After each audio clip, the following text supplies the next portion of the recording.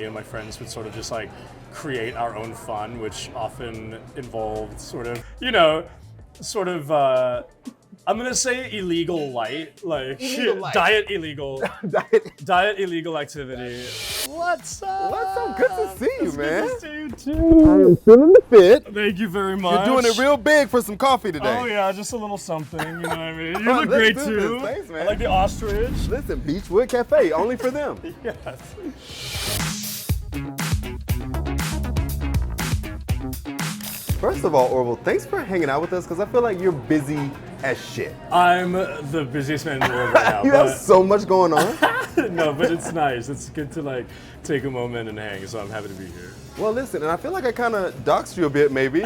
You know, I'm putting your business out where you like to hang out. I know, it's Beachwood true. Cafe. What is it about this place? I mean, it's like near to where I live, and I just like the vibe. They let me bring my dog in here, so she sits around and like, me and my partner come here for like dinner and things. So Oh, lovely. Yeah. So that's a little date night spot too. It's very nice. It's very convenient. Beachwood is like a really cool part of LA where it has this little community in the hills. So it's like, it's kind of nice, yeah. And then, I mean, did you know, because I feel like you know Harry Styles as well, like they have his lyrics on a cup. So like, I've never been here, so I didn't realize, I guess, how legendary this place is. I guess so. Yeah, he definitely like wrote about it in a song, and it's you see like hordes of young ladies out here taking selfies, and I think it's probably because of that. But Because of Harry. yeah. Well, let's talk about the music and stuff right now. Drift Away, first of all, that song, man, there's something about it that feels like really big. I feel like in the hook and everything, so it was a good introduction to the project. Why'd you pick that song?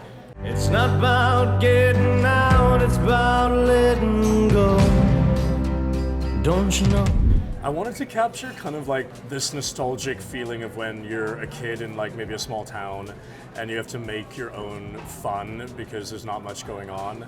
And that was sort of my experience in my teens, and we got into a lot of like, I don't know, mischief and stuff because like sort of like bored kids, So I kind of wanted to capture that sort of wholesome and exciting like essence of youth, I suppose. I feel like that's one of the best parts about country music, that storytelling aspect that you get there. So I was listening to the song and I was like trying to paint a picture as you were singing. And tell me, so you're from South Africa, right? Yeah. What city? Johannesburg. Johannesburg, because I just went for the first time. I'm Oh like, my God, I where'd was you in go? Cape Town. Oh my goodness. So gorgeous. But place is gorgeous. But Yeah. tell me about like your childhood. What was like that fun? What did you do to get out? I mean, when I was a kid in Joburg, like a lot of the time I wasn't, in school or whatever.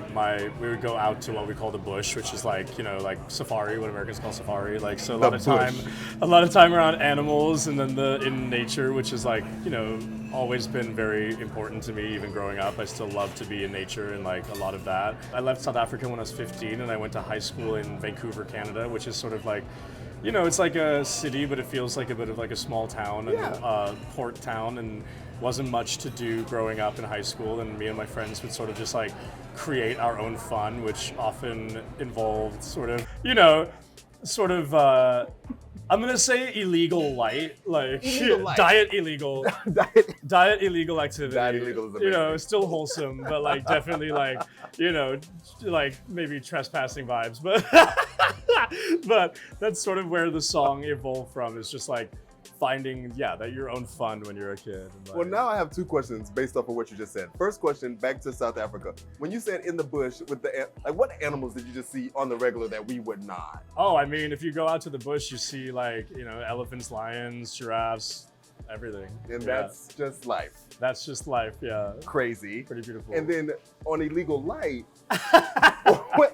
on illegal light, when I think about my like high school days, there's like always a specific drink that I feel like everybody goes back to. Oh my God. And mine was like Smirnoff Ice was like the thing. So what was it in your time period? Oh, let me tell you, I can never drink. I don't even know if they make vanilla Coke anymore. Yeah. Vanilla Coca-Cola, but that was like a thing in high school. With what? Well, you would just like chase it after whatever you could find. Whatever. So like, my connection to vanilla Coke is just like throwing up at my friend's house and like trying to, pull it together enough to go home to my parents and pretend like, we were just like playing fucking Scrabble or whatever. That's amazing. Excuse me, can we get a gin and vanilla Coke, please? Like, what? Yeah, so definitely that, but That's amazing. Well, we're gonna talk more about the music, but I think your food might be ready, so we're gonna have a little discourse.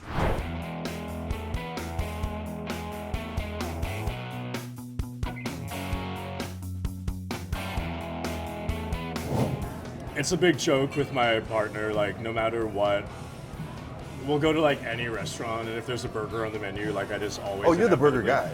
Oh, I've never met a burger I didn't like ever. So that's like my classic standard order. I mean, you can't go wrong, I think. Well, listen, I'm already obsessed with this place, and this is my first time. So when the food comes, I say it's time for Discourse. We take a little quick break just to talk about like random topics. Okay. It could be stuff online, it could be anything. The first one I got for you here with Discourse is drag. I actually want to know, do you prefer drag brunch or a drag night out? I prefer a drag night out. I love drag brunch, but like drag brunch I feel like is more kind of, well, it depends on the queen, it depends on the place, but like drag brunch is sort of like for like people that might not have ever been to drag before, or like, you know, it's more introductory at times, or it feels sort of like it's attached to like this event of eating and whatever. But like drag night out, that's where you're gonna see like the crazy stuff happen in terms of like outfits, performance, like really when queens pull out all the stops. I think it's probably for drag night out, so that's my preference. Okay, I like that. But both are great, both are really good. And then when it comes to online, would you say chronically online or anonymous? God, anonymous. I mean, I sadly feel like I am sort of online too much again these days, and I can tell when I don't want to be doing that, but absolutely not chronically online. You gotta touch grass. You gotta like, it's really important, especially these days. Like, it's too much. Yeah, no, I mean, you gotta stay off. Yeah. And then I love that you were in Cabaret on Broadway. That's amazing. We'll talk more about that later. But like, how do you feel now about like Broadway versus Hollywood? I mean, it's two completely very different things. They're both hard in their own way. The schedule of Broadway is unlike anything in the world. You have no life. It requires so much of you, especially a show like Cabaret, which was like very like heavy and, you know, a lot of difficult material. But then Hollywood stuff has its own difficulties. A lot of waiting around, a lot of like sitting in a trailer for 10 hours, like waiting to go do 20 minutes on screen. So it's like they both have their own challenges for sure. But.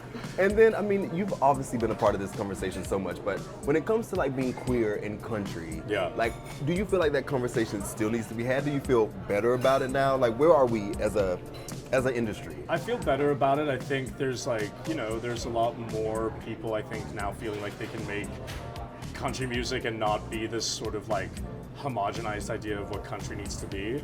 So that's amazing, not just for queer people, but for like black people, for brown people, whatever. There's a lot more artists that I think feel validated that they are a part of that. But I think at the same time, country is a tricky one because there's some sort of like attachment to country with culture of country. And so I think in some ways we're like making a lot of progress, and in some ways I think that progress also is making people want to like stand firm in their like gatekeeping of country. So it's a constant kind of conversation. Ooh, the gatekeeping of country. That's a whole conversation there. What do you think about the new Grammy situation with like splitting the categories? I didn't even think about that. I think it actually makes sense personally, because I think that like in the last 10-15 years there's been more of a split in terms of like radio pop country, which tends to be, I think, more about a certain type of culture than necessarily like a sound.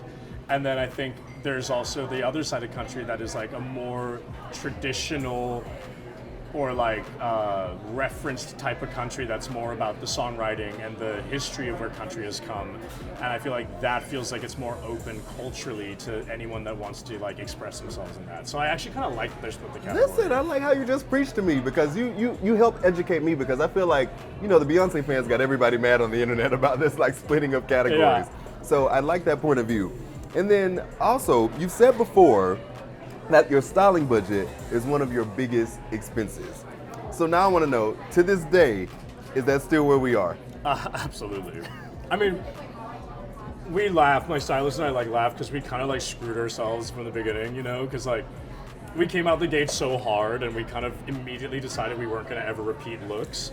Oh, okay. And so I have some like incredible one-of-a-kind outfits that I've worn for like one thing, and they're like, that's it. You know what I mean? It's so in some ways it's like it feels so kind of sad and insane, but I also, you know, you can't. I don't want to be doing no repeating. So well, like, now personal question: what is your thrift store? Because now I need to know where you're taking the fits, so I can go and get your leftovers and be like, oh, wait a minute, I've seen this somewhere before. Well, honestly, I I do a lot of like, I'm very A-type and like, you know, I'm like a Capricorn, so everything's gotta be like very neat and precise. I constantly go through my closet and like get rid of stuff, and I always donate it to Out of the Closet in Hollywood. So if you go to Out of the Closet in Hollywood, I will be there. You can literally find like, I mean, I'm like giving like Dior and shit. Like, so yeah. go find it. Amazing. And then, well, speaking of your style, I do want to talk. Where are you in the evolution of you and the mask? Where are you in that? Like with being in Cabaret, now Street Fighter, and like people might even recognize you from your tats now. They do, and like, you know, I think I've like lightened up a lot about that. I used to be so determined to like keep that mystery and, you know, sort of anonymous presence, but like it's a little impossible at this point, but also I'm pretty open about it. I mean, I think for me now, the mask and, you know, what I wear, it's just sort of part of an expression of me as an artist and what I'm feeling at that time, you know? Like I got rid of the fringe for a long time. Recently I decided I missed it and I want to bring it back. So like it's sort of fluid, you know what I mean? It's always changing, ever evolving, no plan. And then I mean our community obviously obsessed with you all the time. What's the like craziest, weirdest like DM or something you've like opened about the mask and all the shit? I mean, a lot of weird DMs for sure. Something funny happened recently though, is like, you know, it was Halloween and I was in New York City and I didn't have an outfit together, so me and my partner both just wore like my masks and hats, so I just went out as Orville Peck basically. Amazing. And it was amazing because like so many interactions of people being like, oh my god, I love your Orville Peck costume, whatever, because no one thinks it's me. But the best thing that happened is we were at a party and someone came out of the bathroom and they went, ooh, not the shit Orville Peck costume. Wow. And I died because I'm like, you don't even know. Right. And it was like, but I kind of live for it. You know what I mean? Like, I was like, it was the best, very funny interactions all night.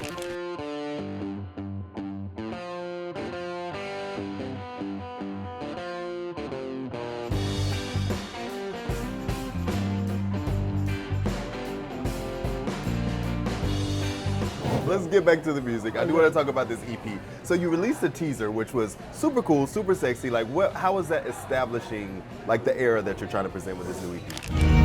You like horses? Yeah, of course. Help me know. Appaloosa. Going like back to my roots in terms of just like ultra diving into like the creativity and the artistry and the references and things that I grew up loving. It's also got a very constant air through it in terms of like lyrics and songs of kind of just being unconcerned with like the expectation of what things should sound like or look like. So I'm just really making music for myself again, which I think was a very like long secular process to get around when you kind of find like success or notoriety. Like it sort of, you know, you start to be conscious of who you're making music for. And so I think in terms of just like a headline statement about this EP, and this era, it's really about just me enjoying art and doing kind of what I want and not really being that bothered about if anyone likes it. Hell yeah, it's that freedom of that. Like you don't have to think about it. But what would you say like were some inspirations that you drew from when it comes to this EP?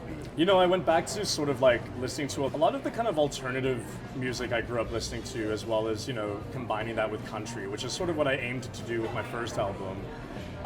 So yeah, listen to a lot of like interesting, you know, shoegaze and kind of like grungy stuff from the 90s or kind of synthy stuff from the 80s. And I just wanted to create a more moody, cinematic like vibe again. So that's kind of where I was going for. And I feel like you've had like so much support over your career. Obviously, you've worked with so many of my friends, Teddy Swims, Noah Cyrus, like just the most amazing people. How is it to have that support when you go into making music? I mean, it's the best. Like, you know, when you can start to feel like you have a community of friends and artists that some of which you like looked up to your whole life, some of which you met on this journey, and like, you know, someone like Noah, that's like, she's like my soulmate sister, and like, you know, we kind of just met during all of this, and it's wonderful because it also feels like, you know, it helps with that freedom of kind of just like not caring in the best way possible. You know what I mean?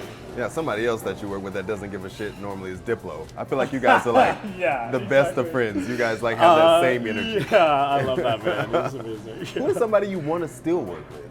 I mean, I always say Dolly. Like, I'd love to work with Dolly, you know? I mean, that's kind of like the, you know, I got Willie Nelson. That was like, he was really neck and neck with her. So I've kind of got, you know, she's the last one on my like absolute bucket list that I would dive to work with. Yeah. And after Drift Away, what would you say is one of your favorite songs on the new EP? I have a song called My Side of the Mountain on there. And, you know, I think something I learned from like previous albums is this effort to be really vulnerable with my lyrics and my music whenever I can. And so, you know, that song is like, it's about a lot of vulnerabilities and about the idea of like having to let someone go. So I like that one a lot. It feels like it's special to me. And how is that to kind of like process those like vulnerable feelings and know that this music's gonna be out for everyone and like people can take their own story with it, but it's your story? I mean, I think that's the part that I find the most rewarding is like I write this stuff that's very personal to me, and then if somebody can relate to it and tie it into their own story, and sometimes it's even more important to their story than it is to mine, and like that to me feels like an accomplishment of like art, you know? I mean, if somebody can relate to and love something you made personally, that's kind of like the best thing you can do as an artist, I think. Oh, I love it. And then you took that same energy and you took it to Broadway with Cabaret. So let's talk about that a little bit. What was that experience like? Money, money, money, money, money, money, money, money, get a little, money, money, money, It was amazing. It was like, I keep saying, it was the hardest thing I've ever done, but it was the most rewarding thing. I wanted to play that role for 20 years since I was a kid, and so to manifest like my Broadway debut in my dream role was incredible. I mean, it was an experience that taught me so much, and also I think like built up my confidence in a way that was missing for many years. So why do I feel like now you saying that, I feel like, I guess, is that every gay? Do we all have like a dream Broadway role that we just like have in our head that we must play? Yeah, absolutely. I think that's. I think it's as like, soon as you said that, I was like, I am Billy Flynn. Yes, we need to see that. Chicago. Yes, Chicago. Please call me. Yeah, call. What was your like other favorite Broadway plays growing up? I'm interested in your taste. Well, I was a dancer for many years, you know, like professionally, and so I did. West Side Story was one of my favorite shows I ever did when I was younger. I love that show, and you know, I love dancing was like such an important expression for me when I was a teenager, especially. And so I like a lot of shows like that. I tend to like shows with a bit of a dark edge, surprise, surprise. But like, yeah, West Side is like an amazing piece of theater. And I mean, going from then theater to the big screen, Street Fighter, like, yeah. Where did it come from? Like, did you go, I need to audition for this? Like, I love this, the game, like, how? No, they asked me, you know, after Cabaret, Legendary is like the production company, you know, they did all the Dune films and Minecraft and stuff, and they hit me up and they were like, you know, we want to offer you this role in Street Fighter. I grew up loving Street Fighter, playing it with my brothers always, and I always played as Vega, who's the character I'm playing. Oh, snap. He's masked as well, obviously, but you know, it was really great because I got to bring my dance background into it because he's like this matador, you know, so I got to bring my sort of flamenco into it and sort of this like gay-coded sort of sexuality that he has. It was amazing. It was an incredible experience. I love that through all your roles, whether it's Cabaret and Street Fighter, you still get to keep like you, like you get the essence of who you are. Yeah, I mean, I think I have this kind of chronic problem now where I don't know how to be anything but myself. So it's just, I think... Good problem to have. I think so. Yeah, exactly. And then how does all of that influence the music in a way? Like, does any of that come into the studio when you're making your EP? Absolutely. I mean, I think I learn a new piece of myself as a performer every time I do one of these projects, but I also learn new pieces of myself as a person, and I can't help but bring those, you know, learnings or experiences into the music I make or what I write. I think on this EP there are some sort of like theatrical Broadway references and feelings inside of the EP. Yeah, man, I think it's just like I'm constantly trying to evolve as a person, and I think that influences how I evolve as an artist as well, you know? And then, I mean, lastly, from South Africa all the way to Pioneer Town. Yeah. Like, tell me about this annual festival and like, how do you love putting it on? It's my favorite thing. It's we call it my rodeo. It's like a little Orville Peck fest that we do. It's the 7th year we've been doing it, which is crazy. And yeah, it's 3 days in the desert. We have like, tons of amazing artists, like country artists and country adjacent artists coming and performing all day. We do drag brunches, we do comedy shows, we involve, the Gay Rodeo Association. We it's become this like massive thing we do every year, and it's kind of amazing. I actually can't believe it's the 7th year. It's really wild. 7 years is wild. Crazy. No, so what would you say of all those things you listed? Like, what's one of your favorite memories at this festival? Like that is like quintessential to what the festival is. Like, you're gonna come and you're gonna experience this. I have a pretty funny story. That's why we're here. At my first, I don't think I've ever told this. At my first ever rodeo, we did at the Troubadour in Los Angeles. Okay. We did 2 nights at the Troubadour. Chappell Roan came to it actually. It was at the first one. And 7 years ago, that's before like. Oh yeah, I knew I wanted to have drag queens involved, so I had one of my favorite drag queens, Meatball, host the rodeo. She's actually still involved with it almost every year, and actually she's been in a lot of Chappell's videos and things.